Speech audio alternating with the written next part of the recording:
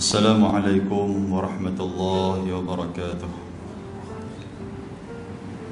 Alhamdulillahilladzi arsala rasulahu bil huda wa dinil haqq liyuzhirahu 'ala ad-din kullihi walau karihal kafirun. Ashhadu an la ilaha illallah wahdahu la syarika lah wa ashhadu anna Muhammadan 'abduhu wa rasuluhu. أرسله الله بشيرا ونذيرا بين يدي الساعة فأدى الأمانة وبلغ الرسالة ونصح الأمة وجاهد في الله حق جهاده. اللهم صل على حبيبنا وشفيعنا وقدوتنا ومولانا محمد الرحمة المهداة والنعمة المسداة وعلى آله وصحبه ومن تبعهم بإحسان إلى يوم الدين. أما بعد، رب اشرح لي صدري ويسر لي أمري واحلل عقدة من لساني يفقه قولي. سبحانك لا علم لنا إلا ما علمتنا إنك أنت العليم الحكيم. لا حول ولا قوة إلا بالله العلي العظيم. Yang saya hormati Ashabul Fadilah Tuan Imam, yang saya dimaklumkan Tuan Imam tak apa sihat. Kita berdoa mudah-mudahan Allah Ta'ala memberikan kesembuhan dan kesihatan yang baik buat beliau. Amin ya Rabbal Alamin. Seterusnya ahli jawatan kuasa masjid, tuan-tuan dan puan-puan, hadirin dan hadirat yang dirahmati dan dikasihi oleh Allah Subhanahu wa Ta'ala. Di dalam sebuah hadis riwayat daripada Abu Dzar Al-Ghifari radhiyallahu anhu, kata dia, Nabi sallallahu alaihi wasallam bersabda, "Asyaddu ummati li hubban qaumun yakunu aw yakhrujuna ba'di yawaddu ahaduhum annahu a'ta ahlahu wa malahu wa annahu ra'ani," atau kama qala. Hadis hasan rawahu Ahmad. Seorang sahabat Nabi yang bernama Abu Dzar Al-Ghifari. Abu Dzar Al-Ghifari kita kenal, dia sebagai salah seorang daripada sahabat Nabi yang dia sebelum daripada masuk Islam dia digelar sebagai qati'ut tariq. Qati'ut tariq ni kalau bahasa kita ni pemotong jalan. Tapi kalau nak bagi faham, qati'ut tariq ni makna dia perompak jalanan. Nama dia Abu Dzar Al-Ghifari. Dia ni suku Al-Ghifari. Sebelum dia masuk Islam, sebelum dia kenal Nabi SAW, dia ni satu orang perompak di jalan. Maknanya siapa-siapa yang nak berniaga ke Sana'a, ke Yaman daripada Mekah, ada dua saja. Yang pertama selamat, yang kedua tak selamat. Yang tu, yang mana yang berasa hati keras, mereka gagah pergi juga berjumpa dengan pak-pak berompak ni, habis. Kalau mereka melawan, kemungkinan nyawa melayang. Kalau mereka tak lawan, harta akan diambil dan mereka ni akan dijual sebagai hamba. Tuan-tuan pernah dengar salah seorang daripada sahabat Nabi yang juga merupakan anak angkat kepada Nabi SAW, Zaid bin Harithah. Zaid bin Harithah ni, inilah di antara keadaan dia ketika mana dia dengan pak dia, dengan pak menakan dia, mereka nak keluar pergi berniaga, mereka kena rompak di tengah jalan. Bila kena rompak, mereka tak melawan, harta benda mereka dirampai dan mereka dijual. Zaid dijual kepada anak menakan Sayyidatina Khadijah. Lepas tu anak menakan tu menghadiahkan Zaid kepada Sayyidatina Khadijah, isteri Nabi SAW. Bila isteri Nabi, dia duduk dengan Nabi, Zaid pun berkhidmat kepada Nabi. Bila berkhidmat kepada Nabi, Nabi mengangkat Zaid bin Harithah sebagai anak angkat. Yang ni di antara contoh kepada orang yang terlibat dalam kejadian rompakan Yang di antara dalang terbesar dia siapa dia? Abu Zar Al-Ghifari. Malam ni tuan-tuan, Abu Zar Al-Ghifari dia meriwayatkan hadis yang saya bacakan kepada tuan-tuan. Kata Nabi SAW, Nabi kata, asyaddu ummati li hubban. Nabi kata di antara umat-umat aku yang paling aku sayang, Nabi kata, orang yang menjadi umat Nabi yang paling Nabi cinta, yang paling Nabi hubban. Hubban ni makna dia sayang sungguh-sungguh, rindu sungguh-sungguh, cinta sungguh-sungguh. Nabi kata mereka ni adalah qaumun, satu kaum yakunu au yakhrujuna ba'di. Mereka ni hidup, mereka ni mai setelah kematian aku. Maknanya bukan pada zaman sahabat, bukan zaman Nabi SAW, tetapi orang ni ataupun kumpulan ni mai bila? Ketika mana Nabi dah wafat. Apa sifat mereka ni? Apa keistimewaan mereka yang Nabi SAW cukup sayang? Tuan-tuan, kalau Nabi sayang ni tempat dia tahu mana? Syurga. Sebab Nabi sebut dalam sebuah hadis, Nabi kata, man ahabbani kana ma'i fil jannah. Siapa yang aku sayang, Nabi kata, tak ada tempat lain lah, dia akan duduk bersama dengan aku fil jannah, dalam syurga. Kita hari ni tuan-tuan, kita sayang kat Nabi, tapi belum tentu Nabi sayang kat kita. Itu persoalan dia. Kita cinta dekat Nabi, kita kasih kepada Nabi, tapi belum tentu Nabi menggolongkan kita dalam kelompok yang dia sayang dekat kita. Sebab tu kita tak boleh nak berasa kata kita ni ahli syurga. Pasal apa? Pasal aku sayang kat Nabi. Betul yang sayang kat Nabi, Nabi sayang tak kat hang? Kita tak tahu yang tu. Jadi macam mana kita nak tahu kita termasuk dalam kelompok yang Nabi sayang? Macam mana? Nabi abang, Nabi kata kelompok yang aku sayang di kalangan umat aku, nombor satu, dia ni adalah orang yang mai selepas daripada wafat aku. Nampak macam ada peluang kat kita ni. Sebab kita tuan-tuan ada hidup sebelum Nabi kah? Mana nak tahu? Geng-geng Azazil punya. Dan Nabi kata apa? Nabi kata, yawaddu ahaduhum annahu a'ta ahlahu wa malahu wa annahu ra'ani. Salah satu daripada sifat mereka yang menjadi orang, yang menjadi kaum, yang menjadi contoh yang aku sayang ni, siapa dia? Iaitulah orang yang mereka ni amat-amat berkeinginan untuk nak berjumpa dengan aku. Nombor satu. Kita nak masuk dalam golongan yang Nabi sayang dekat kita, kita kena ada dalam sifat diri ataupun dalam impian dan cita-cita kita. Aku macam mana pun, dalam waktu aku hidup ni, aku nak kena juga pergi jumpa Nabi. Maksud jumpa Nabi ni macam mana tuan-tuan? Menziarahi maqam Nabi SAW. Di mana? Di Madinah. Yang tu. Nak jadi apa pun, macam mana sekalipun, yang besar namai ke apa ke, yang penting aku duk fikir apa? Sebelum aku tutup mata, aku nak kena pergi Mekah ya. Aku nak kena jejak kaki pergi Mekah, lepas tu aku nak pergi Madinah, lepas tu aku nak pergi jumpa Nabi di makam dia. Yang tu cita-cita aku. Hampa nak kata apa, hampa kata lah. Nombor satu, kalau ada sifat tu, dia akan termasuk dalam golongan yang Nabi sayang kepada dia. Dan sifat yang kedua, Nabi kata apa? Annahu a'ta ahlahu wa malahu. Dia sanggup korbankan keluarga dia, dia sanggup korbankan harta benda dia. Wa annahu ra'ani, semata-mata dia nak berjumpa dengan aku. Nombor satu, tuan-tuan, impian dan cita-cita kita ni, yang pertama kita nak tengok Nabi, nak berjumpa juga dengan Nabi. Nombor dua, tuan-tuan, kita sanggup mengumpulkan harta benda.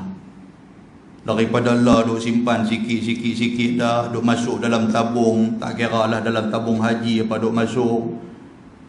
Hak kota baru ni nama lagu nak naik dah, nak pergi haji, tiba-tiba kena kad pasal umur 70 lebih ke apa ke.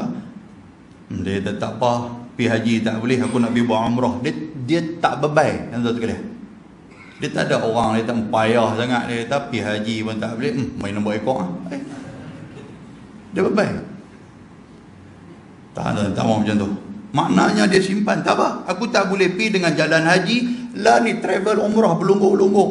Dia tumbuh balik serupangan cendawan, tumbuh lebih pada hujan. Dia pergi cari yang mana yang agak boleh diberikan kepercayaan. Yang tu pun kena tengok ya. Takut lagi dah rendam-rendam duit kat mereka. Mai hari nak pergi tu, telefon tak masuk.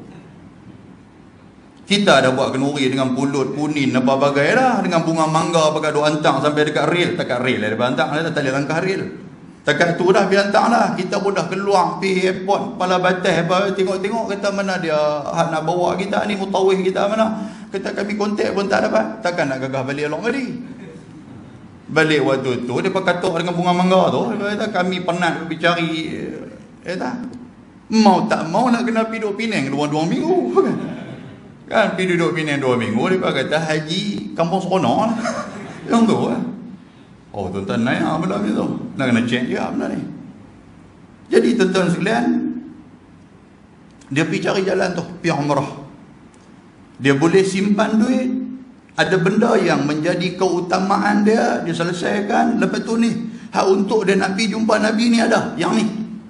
Sekurang-kurangnya kalau dia mati ataupun dia tak sempat nak jumpa Nabi, dia ada bukti. Menunjukkan bahawasanya aku dah usaha ya Rasulullah, aku dah buat dah, aku dah simpan dah, aku dah buat persediaan, aku nak jumpa kamu. Tetapi ditakdirkan Allah, aku meninggal. Sekurang-kurangnya tuan-tuan sekalian, Nabi mencintai dia. Dia sanggup tinggalkan ahli keluarga dia. Abang kat anak-anak apa semua ni, kata dalam 2 minggu ni ayah nak pergi buat umrah. Anak ni duk teriak lah, duk pegang kaki ayah. Jangan, yang ni nak kena pergi, dia kata. Nak kena tinggal cucu lah, apa cucu baru dapat. Kan lama mana dah anak ni tak pernah dapat. Tak dapat langsung, tengok-tengok anak hak pertama ni dapat. Tu cucu mula-mula tu. Kena cucu mula-mula dilahirkan pula. Kena tarikh tu pula kita nak kena berangkat pergi sana ni. Dia duk main dah hati, ya orang duk nak jadi tuan dia tadi, nak pergi sana ni dengan umrah. Dia fikir macam tu. Tak apalah, cucu pun cucu lah. Dia kata kalau ada rezeki balik mai aku jumpa dia. Kalau tak ada aku nak buat macam mana, aku redha. Ada guduk cucu kat belakang pula. Dia kata yang haji duk pergi jumpa bomo kata cerok. Dia pergi kat tu pula.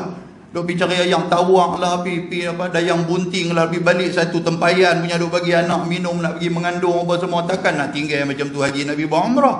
Ni ada aku cucu ni ada. Dia dah fikir, tak ada, karut hang karut, dia aku nak kena pergi. Dah. Maknanya dia sanggup korbankan harta dan juga dia sanggup tinggalkan keluarga dia.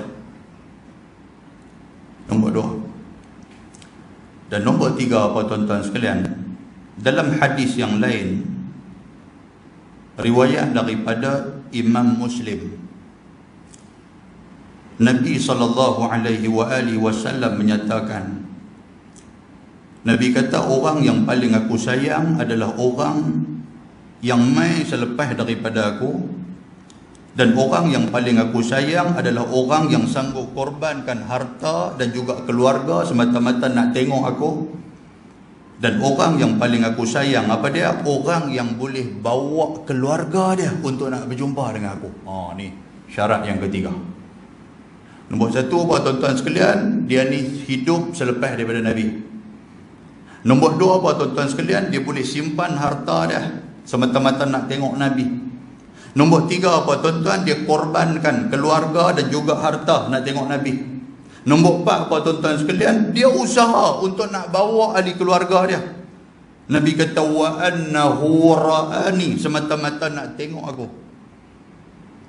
Maknanya apa tuan-tuan? Kita nak pergi umrah, jangan duk pergi seorang-seorang. Dia nak abang yang tu. Nak pergi umrah, mau duk kongsi juga dengan ahli keluarga apa semua. Kita ada WhatsApp group. WhatsApp group Tok Wan Madi dengan pasal Duk Along Madi. Kata ni, hujung tahun ni hampa siap duit siap-siap. Aku nak booking apa semua, travel bagus apa semua. Kita pergi satu keluarga, aku nak bawa sampai pergi jumpa Nabi. Aku dah jumpa dah hari tu sekali dah. Mak hampa aku tak ada nak bawa sampai Kelah ni dia duk ungkit. Mak kita tak bawa. Kita pergi seorang. Lah ni pun nak bawa semua, jom kita pergi. Nak pergi tunjuk dekat Nabi ni ahli keluarga saya ni. Tuan-tuan, Nabi cukup suka tuan-tuan sekalian. Muslimin dan muslimat yang dirahmati Allah Subhanahu wa taala. Jadi pengajaran daripada hadis ini apa kat kita? Kalau kita nak menjadi orang yang sayang kepada Nabi, buatlah seperti mana yang Nabi cita-citakan ini. Dan yang seterusnya, pada malam ni juga saya nak cerita sikit kepada tuan-tuan, sebab Maulidur Rasul kita baru selesai baru ni, Rabiul Awal,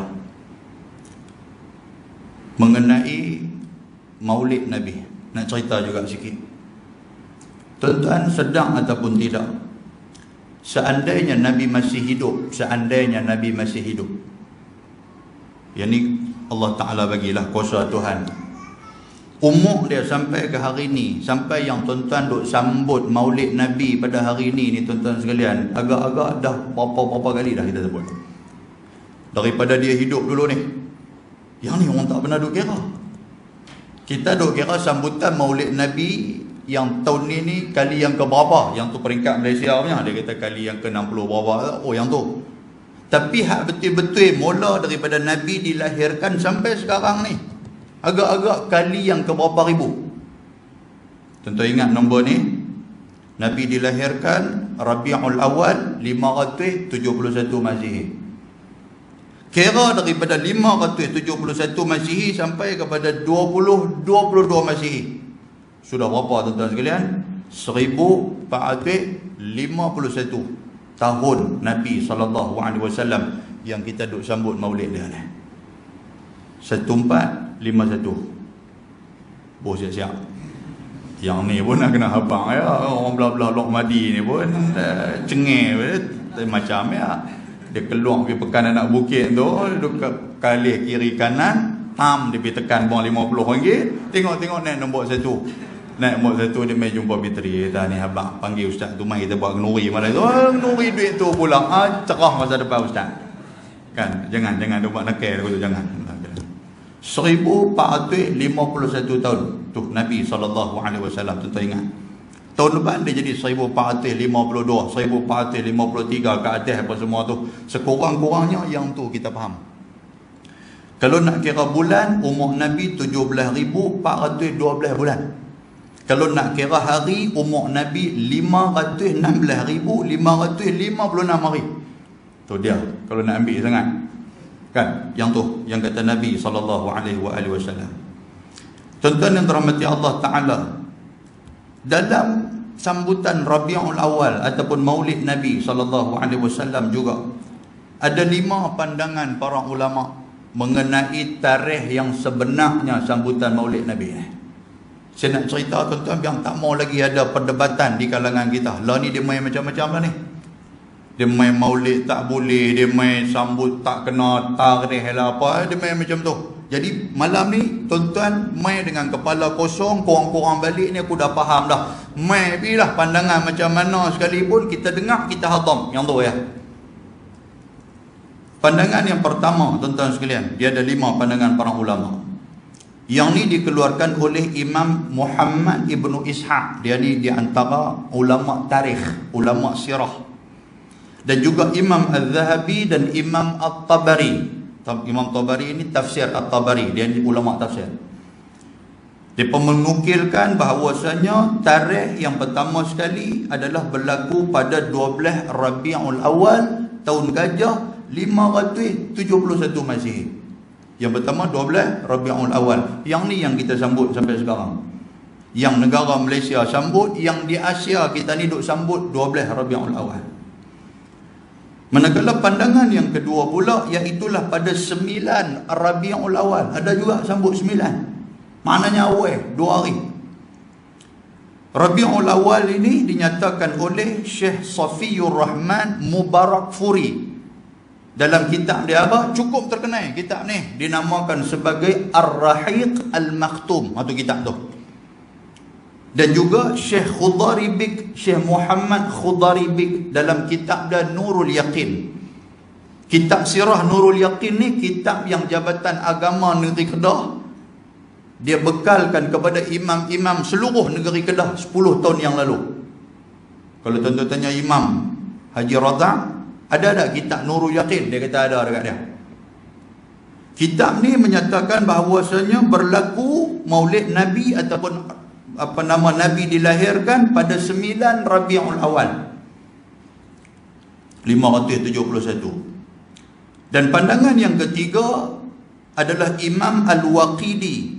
Dia ambil daripada golongan tabi'in Abu Ma'syar Najih bin Abdul Rahman Al-Madani. Dia berkata Nabi SAW dilahirkan pada 2 Rabiul Awal. Lagi cepat. 3. Pandangan yang keempat pada 10 Rabiul Awal. Yang ni dikeluarkan oleh Imam Ibnu Asakir. Siapa dia Ibnu Asakir? Dia ni di antara salah satu sahabat, salah satu imam-imam hadis. Walaupun dia ni tak apa nak terkenal, tapi dia banyak juga hadis-hadis dia. Dia ni sezaman dengan ulama-ulama hadis seperti Imam Al-Bukhari, Imam Muslim, Imam Ibnu Majah, Imam Abu Daud, Imam An-Nasai, At-Tirmidzi. Dia ada juga Ibnu Asakir. Ini yang kata imam hadis. Dia menyatakan Nabi SAW dilahirkan pada 10 Rabiul Awal. Dan pandangan yang kelima, iaitulah pandangan daripada Al-Hafiz Abul Khattab bin Dihyah Al-Kalbi dalam kitab dia At-Tanwir fi Maulidil Bashar An-Nadhir. Dihyah Al-Kalbi ni, dia ni ada cerita dia tuan-tuan sekalian mengenai Maulid Nabi. Sekali kita cerita, kalau saya terlintas mai kita faham. Dia menyatakan bahawasanya Nabi SAW dilahirkan pada 8 Rabiul Awal. Maknanya di sini ada 5 pandangan ulama. 5 ya, dia tak terkeluar lain. 5. Nombor 1 12, nombor 2 9, nombor 3 2, nombor 4 10, nombor 5 8 hari bulan Rabiul Awal. Yang tu. Jadi bagi kita tuan-tuan sekalian, kok tuan-tuan nak sambut awal, kata Maulid Nabi ni kita sambut 2 hari bulan ke? Ada pandangan ulama. Kita nak sambut 9 hari bulan kan? Ada pandangan ulama. Kita tak payahlah kita sambut 10 pun ada. Kita sambut 8 pun ada. Kita sambut 12 pun ada. Maknanya ada 5 ni. Tak usah kami nak sambut lepas daripada tu, boleh tak boleh? Boleh, tak ada masalah apa Cuma jangan kita duk pergi kata apa lepas daripada tu kata Nabi dilahirkan. Dia terkeluar daripada pandangan para ulama dan jumhur ulama. Maknanya ada 5 pandangan ulama ni. Boleh tuan-tuan sekalian Maknanya selesai. Nombor 2. Apa mengenai pandangan para ulama. Yang tu yang tidak disepakati tarikh-tarikh tu. Tarikh yang disepakati apa dia tuan-tuan? Yang disepakati oleh pandangan ulama ni apa? Tahun itu adalah tahun yang disebut sebagai Amul Fil. Yang tu sepakat. Amul Fil ni makna apa? Iaitulah tahun gajah. Al-Fil makna dia gajah. Tuan-tuan duk baca dalam surah Al-Fil. Surah Al-Fil tahu kan? Surah Al-Fil kita tak pernah dengar pun dah. Alam Tarokai. Alam Tarokai. Itu tahu. Dia macam Fatihah lah. Orang tak biasa duk dengar main-main kod surah dia kata Fatihah ngapai dah? Dia kata minta maaf tak apa. Alham apa Alham lagu tu ya tahu sila. Sama macam Al-Ikhlas kan. Al-Ikhlas apa ada? Saya tak tahu mana Ikhlas kata. Okey. Qul huwallahu apa kan dia macam tu. Kita ni tuan-tuan orang Islam ni nak kena tahu jugalah sikit-sikit yang kata tu. Surah ni ada berapa, Quran tu kita kena tahu lah. Paling-paling koman kita tak baca Quran lama dah pun. Orang tanya surah Quran dah apa? Dia kata surah Quran ada 3 kok. Aku dah tahu 3 qul tu ya. Dia memang kaki tahlil. Kan? Maknanya kita tahu surah Quran ni dia ada 114 surah. Beliklah tuan-tuan sekalian. Bukan ada apa-apa. Kita nak baca Quran kadang-kadang lepas maghrib duk buka baca bagus punya duk letak depan gaya nak baca bismillah ni dia main macam-macam kok biji mata tu. Kan dia main lagi kalau katu duk urung biji mata. Nak tidur lah tu cerita dia. Kan? Belik buka belik apa yang Quran tu ada ni. Ada surah-surah, nama surah, tengok ada berapa surah. Lepas tu belakang sekali kalau tuan-tuan tengok apa nama Quran Resam Osmani tu. Dalam tu dia ada cerita belakang tu. Cerita tentang hukum-hukum tajwid. Pasal apa kita tengok ada titik 3 dalam surah Al-Baqarah mula-mula tu. Tuan-tuan perasan tak yang tu? Pernah tak tuan-tuan duk belik main? Kadang-kadang duk tengok kan Alif Lam Mim Dzalikal Kitabu La Raiba Fihi. Betul ada titik 3 orang tu. Asah ni geng komen ni kau buat. Dia duduk hurai sendiri. Ha ni yang jadi kau ni.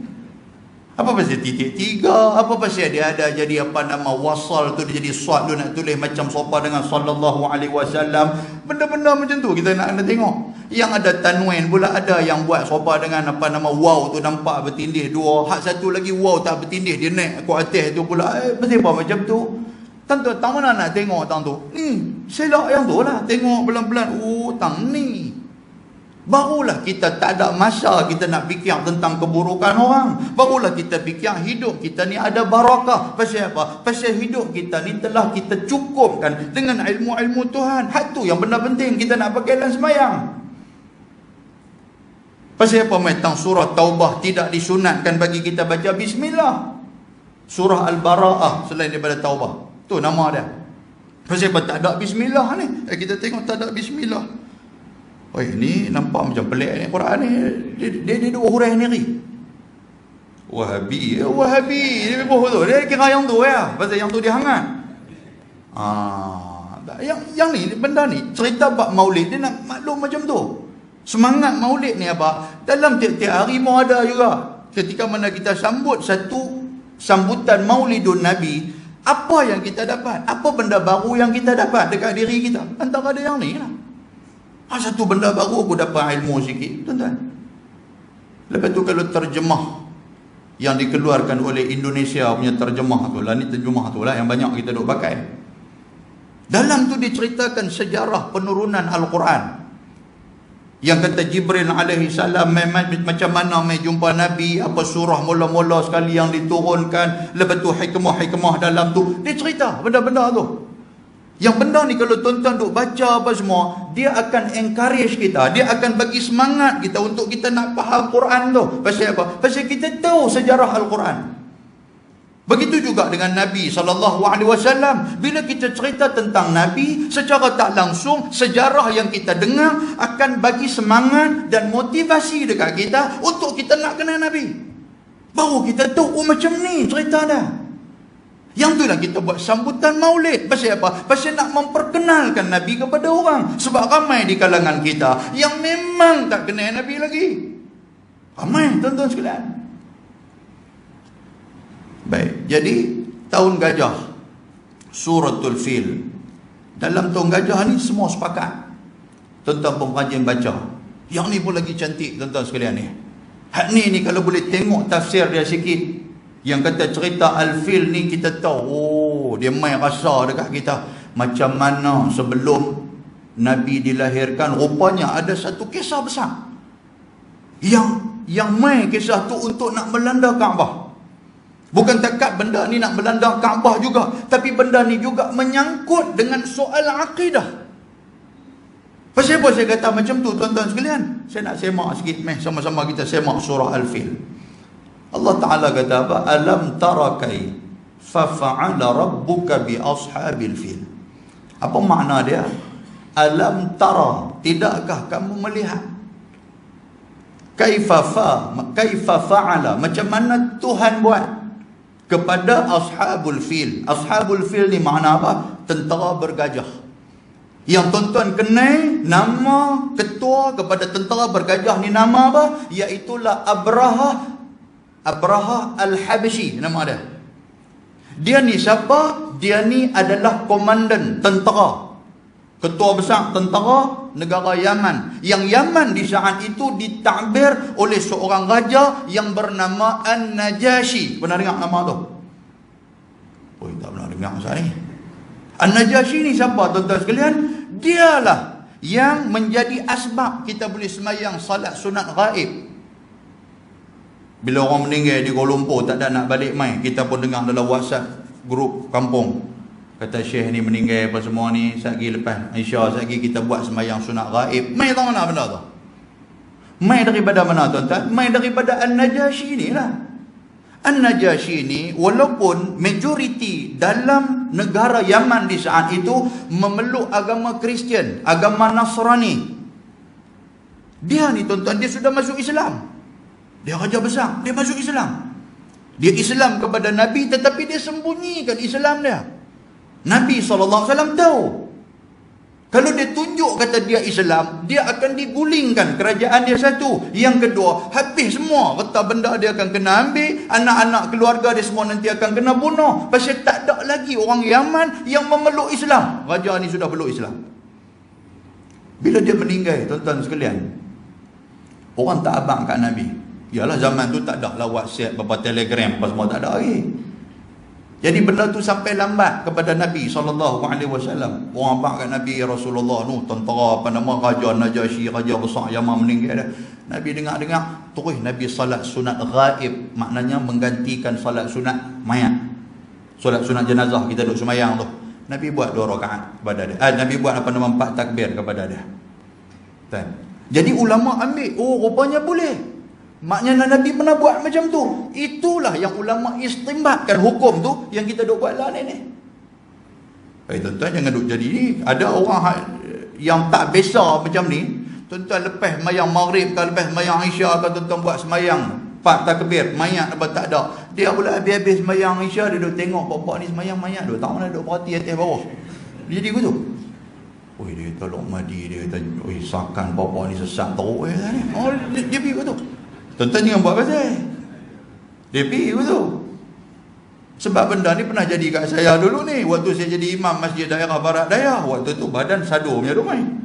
Ni pun nak kena tanya, tuan-tuan nak tanya juga ni, betul tak? Ustaz hari tu main lagu duk besar apa semua ni, main nampak alui ni, betul ke dia ni?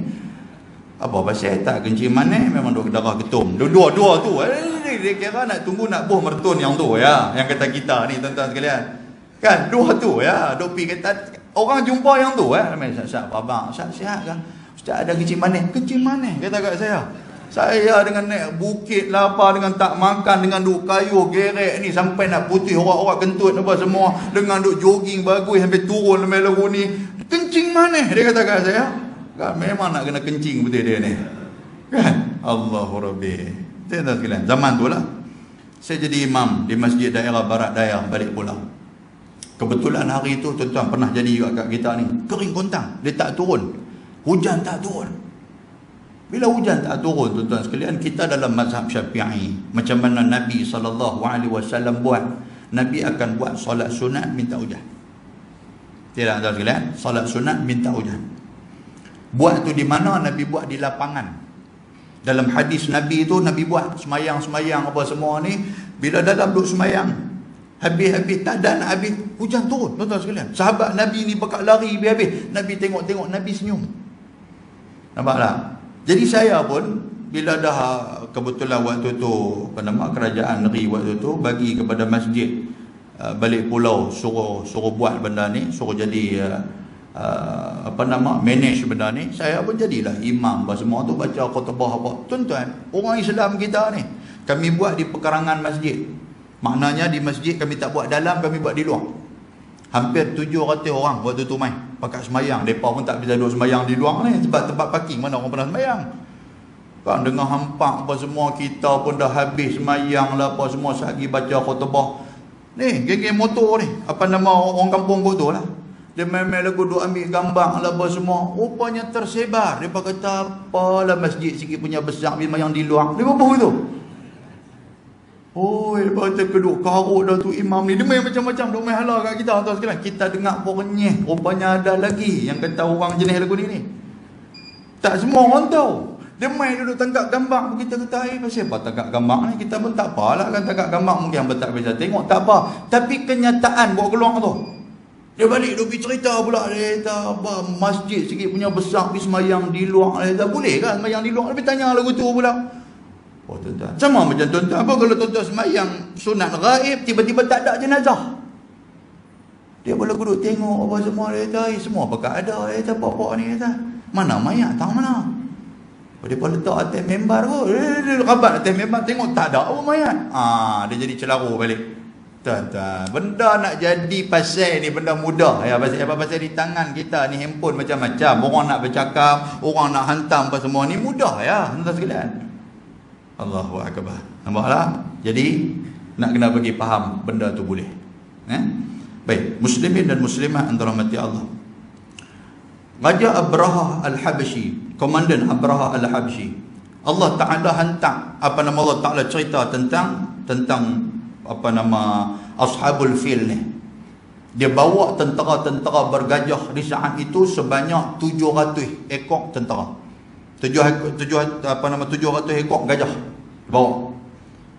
Dan Tuhan kata lagi, Alam tara kaifa fa'ala rabbuka bi ashabil fil. Alam yaj'al, tidakkah kamu melihat macam mana kami jadikan, alam yaj'al kaidahum fi tadlil. Allah Ta'ala kucar-kacirkan perancangan mereka. Allah Ta'ala bagi blur mereka. Allah Ta'ala bagi mereka sesat. Ketika mana mereka nak turun, nak pergi attack Mekah waktu tu, dia jadi sesat dalam tu. Bukan ada siapa duk kacau mereka pun. Dia jadi kelang kabut habis waktu tu. Pasal apa yang dihangat sangat pasal apa ni? Pasal Raja Abraha Al-Habsyi ni tuan-tuan, dia ni ada buat satu ma'bad, satu tempat sembahan di Yaman. Dia buat macam tu tapi orang tak pi. Dia jadi iri hati kepada Mekah. Pasal apa? Pasal Mekah ni tiap-tiap tahun orang turun. Mekah ni menjadi satu kota metropolitan. Walaupun Mekah ni bermula dengan tanah tandus. Yang ni kalau tuan-tuan buka balik sejarah, macam mana Nabi Ibrahim alaihi salam dia piantak Hajar di tempat tu, di Mekah tu, di Kaabah tu, yang Allah Ta'ala sebut satu wadin ghairi zi zar'in inda baitikal muharram, satu tanah tandus yang ditinggalkan Hajar dan Ismail di situ, tanah gersang, tanah padang pasir yang tak ada manusia, yang tidak ada tumbuh-tumbuhan.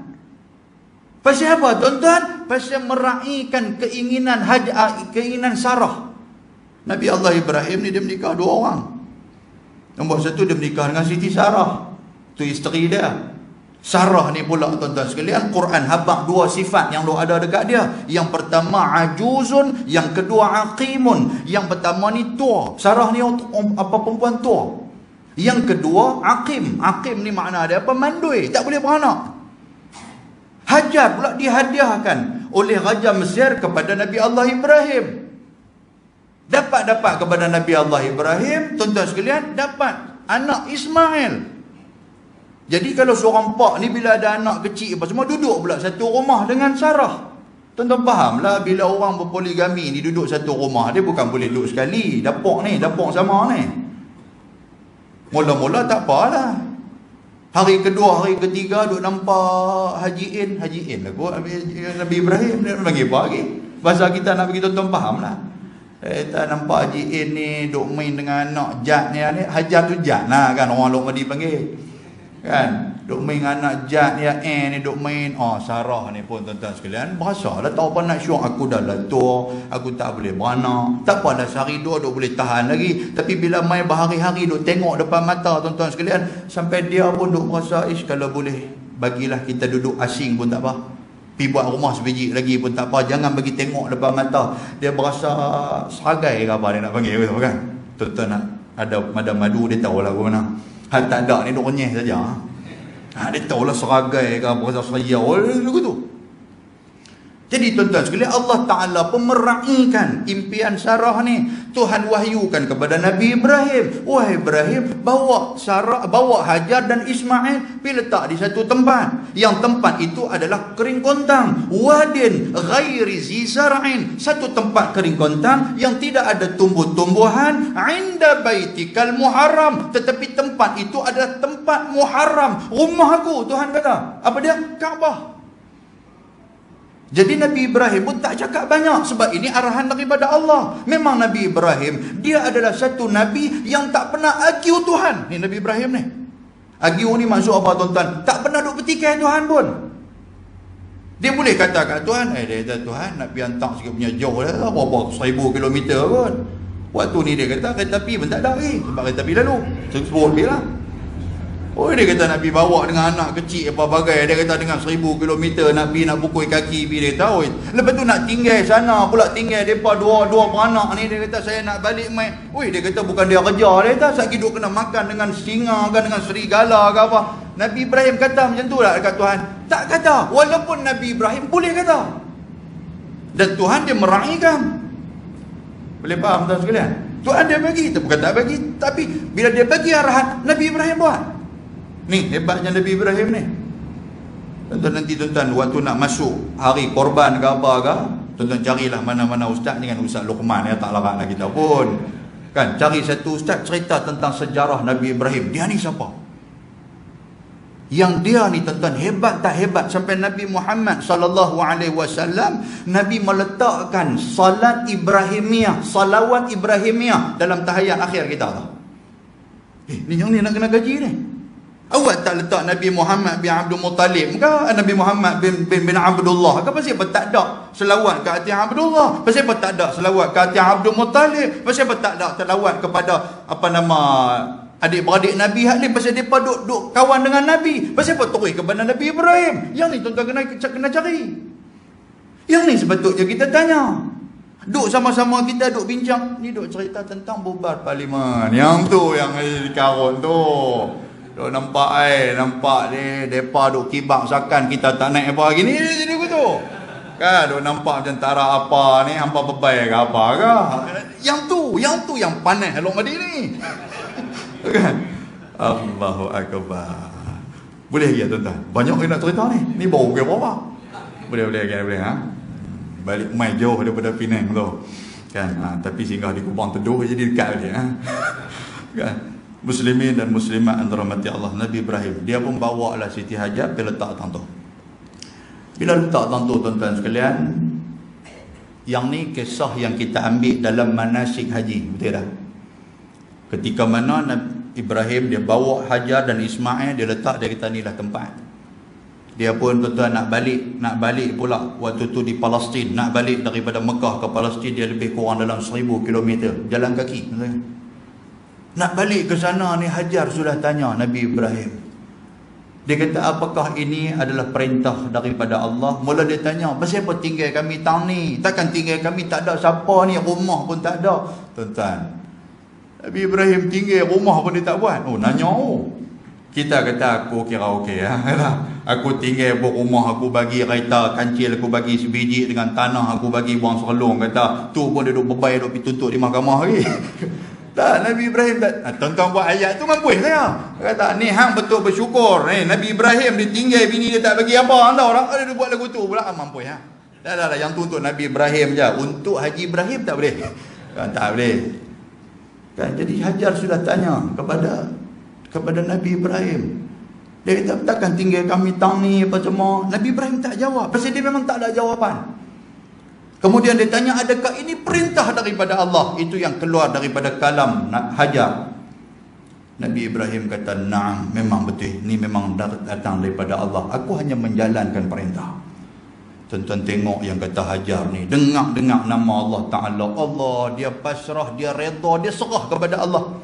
Dia kata, "Idzan la tuti'una." Dia kata, kalau macam tu, aku ambil faham, aku yakin Tuhan tidak akan mempersia-siakan aku dengan Ismail di sini. Tak apa, nak balik-balik dia dah. Tuan-tuan, kita nak main ke masjid hari ni pun bini tanya 3-4 kali.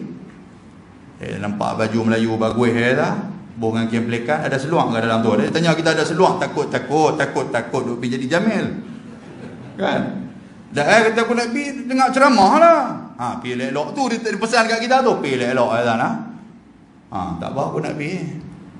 Songkok hitam pada ke? Tak songkok hitam aku pakai kepiah ni. Ada kita abang tu tak apa nak percaya lagi. Kita nak main ni pun. Tapi yang kata Hajar, tuan-tuan sekalian, Allah, dia kata tak apa. Kalau benda ni main daripada Allah, baliklah dia kata. Allah Ta'ala tidak akan mempersia-siakan kami. Betul tuan-tuan sekalian. Nabi Ibrahim berjalan balik je apa semua, tinggal depa dua orang, dia pun duk melipok lagu mana kita nak buat, tang mana nak cari kayu nak buat rumah ni apa semua. Nabi Ibrahim sudah Ismail sudah menangis.